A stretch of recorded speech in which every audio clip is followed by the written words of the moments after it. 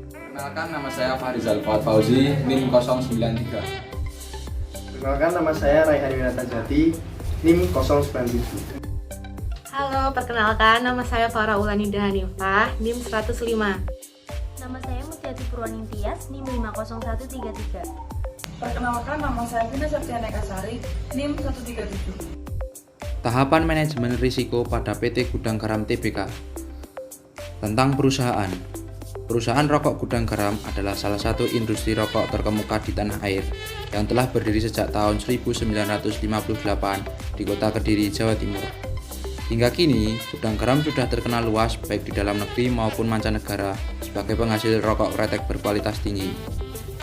Produk Gudang Garam bisa ditemukan dalam berbagai variasi, mulai sigaret kretek lobot atau SKL, sigaret kretek linting tangan atau SKT, hingga sigaret kretek linting mesin atau SKM. Bagi Anda para penikmat kretek sejati, komitmen kami adalah memberikan pengalaman tak tergantikan dalam menikmati kretek yang terbuat dari bahan pilihan berkualitas tinggi. Identifikasi risiko dilakukan untuk tiap indikator produktivitas. Pada produktivitas tenaga kerja, risiko yang teridentifikasi yaitu usaha kerja karyawan yang rendah.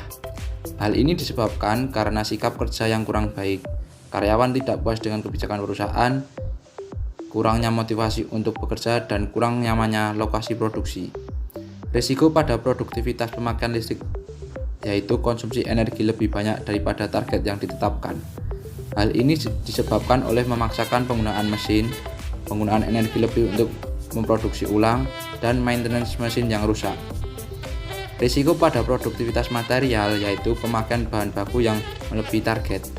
Hal ini disebabkan oleh produk yang cacat dan pemakaian bahan baku yang tidak sesuai standar.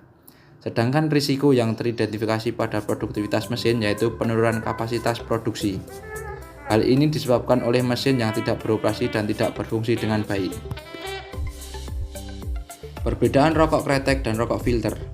Kata filter dalam rokok filter tidak serta-merta berarti menyaring kandungan berbahaya dalam rokok. Hanya saja asap dari rokok filter terasa lebih lembut di tenggorokan sehingga hisapannya pun bisa lebih dalam. Filter hanya membantu menutup partikel tar terbesar, namun tar yang lebih kecil tetap bisa masuk jauh ke dalam paru-paru. Inovasi rokok filter dilakukan produsen tembakau karena semakin banyak keprihatinan terhadap dampak negatif rokok kretek terhadap kesehatan. Dari situlah semakin banyak ragam rokok filter dengan tambahan mentol hingga level tar lebih rendah. Sementara rokok kretek bisa 2 kali lipat membuat perokok rentan mengalami kematian akibat kanker paru-paru. Lebih jauh lagi, rokok kretek juga meningkatkan 30% risiko kematian akibat masalah kesehatan lain. Dalam data National Lux Screening Trial, ada 14.000 partisipan yang terlibat. Usia mereka berkisar antara 55 hingga 74 tahun dan telah lama menjadi perokok aktif. Rata-rata jika dihitung berdasarkan berapa pak rokok yang dihabiskan dalam sehari, partisipan dalam penelitian ini telah merokok selama 56 tahun. Hasilnya, perokok yang terbiasa dengan rokok kretek 40% lebih rentan mengalami kanker paru-paru. Selain itu, mereka juga 30% lebih tergantung pada nikotin dibandingkan dengan perokok lain. Sementara partisipan yang merokok filter atau mentol sama-sama punya risiko kesehatan serupa. Jadi, kata filter, light atau mild dalam kemasan rokok tidak berarti lebih aman dikonsumsi. Jenis apapun rokok itu masih sangat berbahaya bagi kesehatan, baik itu sebagai perokoknya, perokok pasif, ataupun residu pada third hand smoke. Jenis-jenis risiko. Yang pertama, risiko bisnis dan risiko pasar. Yang kedua, risiko likuiditas. Yang ketiga, risiko operasional. Yang keempat, risiko peraturan pemerintah. Yang kelima, risiko karyawan. Yang pertama adalah risiko bisnis dan risiko pasar. Risiko bisnis merupakan ketidakpastian arus pendapatan yang muncul karena kondisi bisnis perusahaan. Semakin fluktuatif pendapatan yang masuk ke perusahaan, berarti semakin fluktuatif pula arus pendapatan yang diterima investor. Sedangkan risiko pasar berupa fluktuasi pasar secara keseluruhan mempengaruhi variabilitas return suatu investasi. Sesuai dengan pembahasan studi kasus, Perusahaan ini yaitu PT Gudang Garam merasakan dampak dari penurunan nilai tukar rupiah yang berakibat menurunnya laba bersih perusahaan yang akan berdampak pada pembagian dividen kepada para pemegang saham, serta peraturan pemerintah yang dapat menurunkan penjualan produk serta pendapatan perusahaan. Yang kedua adalah resiko likuiditas.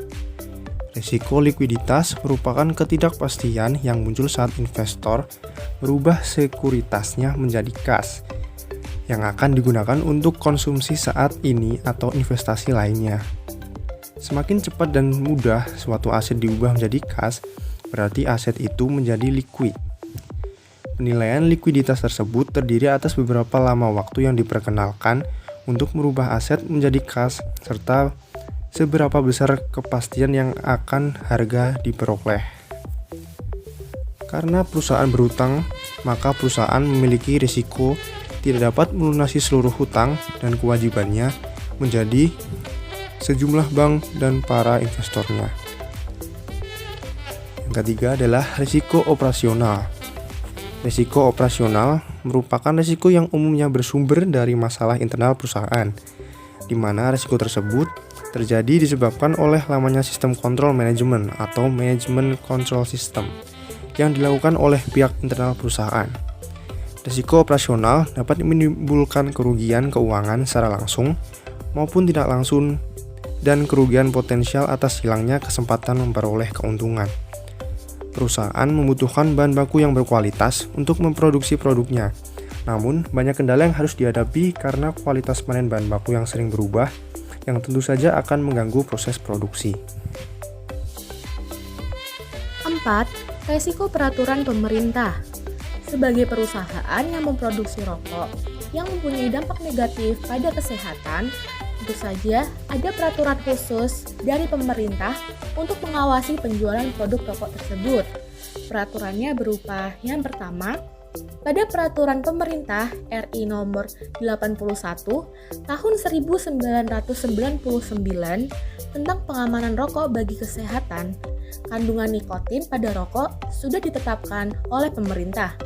Yang kedua, pada Peraturan Pemerintah RI Nomor 109 Tahun 2012 tentang pengamanan bahan yang mengandung zat adiktif berupa produk tembakau bagi kesehatan yang harus mencantumkan peringatan kesehatan dalam iklan dan kemasan produk tembakau, dan promosi diatur oleh kepala badan dalam peraturan tersebut pada bungkus rokok. Pengetatan dalam iklan ini tentu akan mempengaruhi penjualan produk, mau tidak mau harus dihadapi oleh perusahaan. 5. Resiko karyawan. Resiko sumber daya manusia adalah masalah yang ditimbulkan oleh tenaga kerja, sehingga berdampak negatif terhadap perusahaan. Resiko ketenaga kerjaan berupa resiko kehilangan pekerjaan, resiko kehilangan kompensasi atau hilang reputasi manajerial. PT Gudang Garam Tbk melakukan rekomendasi pensiun dini kepada para karyawannya.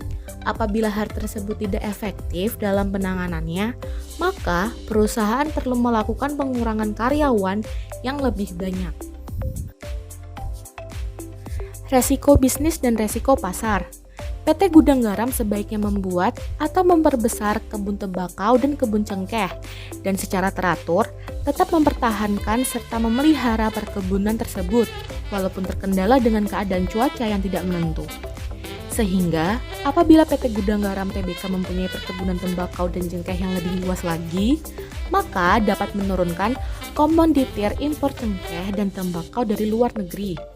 Hal ini berdampak pada biaya produksi yang dikeluarkan semakin kecil dari sebelumnya, dan juga berdampak pada meningkatnya laba perusahaan, karena biaya produksi yang terpengaruh oleh pelemahnya nilai tukar hanya sedikit. Pembagian dividen pun akan tetap berjalan lancar apabila laba yang diterima oleh perusahaan tetap atau mengalami peningkatan. Tetapi sebaliknya, perusahaan tidak membagikan dividen apabila perusahaan mengalami kerugian, dan juga perusahaan sebaiknya menyisihkan laba. Sebagian laba ditahan agar perusahaan tetap dapat mempertahankan pertumbuhan perusahaan untuk ekspansinya. Pengendalian atau mitigasi resiko dibagi menjadi 5. Yang pertama, resiko bisnis atau resiko pasar. Yang kedua, resiko likuiditas. Yang ketiga, resiko operasional. Yang keempat, resiko peraturan pemerintah. Yang kelima, resiko karyawan. Risiko likuiditas. Perusahaan menahan laba yang didapat untuk membayar hutang lebih dahulu daripada membagikan dividen kepada investor. Perusahaan mengurangi kegiatan-kegiatan yang mengeluarkan banyak biaya untuk pelaksanaannya. Contohnya adalah CSR atau sponsor terhadap event-event yang ada, agar tidak terlalu banyak biaya yang dikeluarkan yang tidak berpengaruh terhadap kenaikan laba atau pendapatan perusahaan. Untuk pembayaran kredit pinjaman jangka pendek kepada sejumlah bank, perusahaan berusaha untuk melunasinya sebelum jatuh tempo. Sementara kepada investor, pelunasannya dilakukan pembagian dividen kepada pemegang saham ketika perusahaan mendapatkan laba. Yang selanjutnya yaitu risiko operasional. Memperbesar dan memperluas perkebunan tembakau dan cengkeh, merawat dan menjaga kesuburan tembakau dan cengkeh agar kualitasnya tetap terjaga sehingga tidak perlu mengimpor tembakau dan cengkeh dari luar negeri. Seperti yang kita ketahui bahwa Indonesia kaya akan rempah-rempah yang dimiliki. Seharusnya kitalah yang mengekspor tumbuhan tersebut, bukan mengimpor dari luar. Yang selanjutnya yaitu risiko peraturan pemerintah atau legal. Peraturan pemerintah tidak dapat diganggu-gugat karena sudah ditetapkan lewat undang-undang. Maka dari itu, perusahaan hanya dapat menerima dan menjalankan peraturan yang telah dibuat oleh pemerintah agar tetap bisa bertahan di industri perdagangan dan tetap terlihat baik di mata masyarakat dengan cara mematuhi peraturan pemerintah. Yang selanjutnya yaitu risiko karyawan. Perusahaan mengurangi jumlah pekerja untuk efisiensi akibat terkendala regulasi konsumsi rokok. Menurut manajemen perusahaan, langkah itu dilakukan dengan menawarkan program pensiun dini kepada karyawan dengan alasan situasi yang dihadapi perusahaan. Salah satunya semakin ketatnya aturan tentang industri rokok. Menurut dia, perusahaan telah menyosialisasikan program pensiun dini sejak awal Oktober dan sudah ada 2088 karyawan yang mengikuti program tersebut. Kebijakan ini diambil mengantisipasi situasi yang lebih buruk terjadi. Bahaya rokok kretek. Rokok kretek memiliki bahaya yang pertama yaitu tingkatkan risiko penyakit jantung dan stroke. Bahkan merokok hanya 1 batang sehari pun tetap meningkatkan risiko penyakit jantung dan risiko berkali-kali lipat. Tidak ada kadar merokok yang dianggap aman bagi risiko penyakit jantung. Hal ini berlaku baik untuk rokok kretek, rokok filter maupun rokok elektrik. Jika ada yang mengira merokok hanya 1 batang per hari tidak akan berbahaya seperti perokok berat yang bisa menghabiskan 1 pak dalam sehari, itu salah. Dalam penelitian UCL, Cancer Institute di University College London, data dari 141 penelitian memperlihatkan perokok yang hanya menghisap 1 batang per hari punya 46% risiko mengalami penyakit jantung dan 41% stroke. Risiko kanker. Bahaya menghisap rokok kretek juga meningkatkan risiko kanker, terutama kanker paru-paru. Dalam rokok ada campuran lebih dari 7.000 zat kimia, termasuk pestisida yang digunakan dalam proses penanaman tembakau. Belum lagi zat yang ditambahkan dalam proses pemanasan sehingga terbentuk lagi substansi kimia yang lebih unik dan juga berbahaya. Dalam substansi beracun ini banyak yang bersifat karsinogen dan meningkatkan risiko mengalami kanker. Selanjutnya, ketergantungan nikotin. Rokok kretek juga membuat penggunanya lebih sulit meninggalkan ketergantungan pada nikotin. Padahal, tidak ada dampak positif dari konsumsi nikotin, terutama dalam jangka panjang terhadap kesehatan. Dampak pada kulit. Merokok mengurangi asupan oksigen yang dialirkan ke kulit. Artinya, kulit perokok cenderung menua lebih cepat dan terlihat kusam. Belum lagi racun yang beredar dalam tubuh juga dapat menyebabkan selulit. Merokok membuat kulit menua secara prematur, setidaknya 10-20 tahun lebih cepat. Kerutan di sekitar mata dan mulut juga tak terhindarkan bagi perokok yang tidak meninggalkan kebiasaan buruknya. Mengancam kesuburan.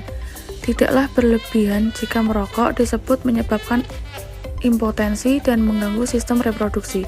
Substansi kimia beracun dalam rokok kretek bisa merusak pembuluh yang mengalirkan darah ke penis.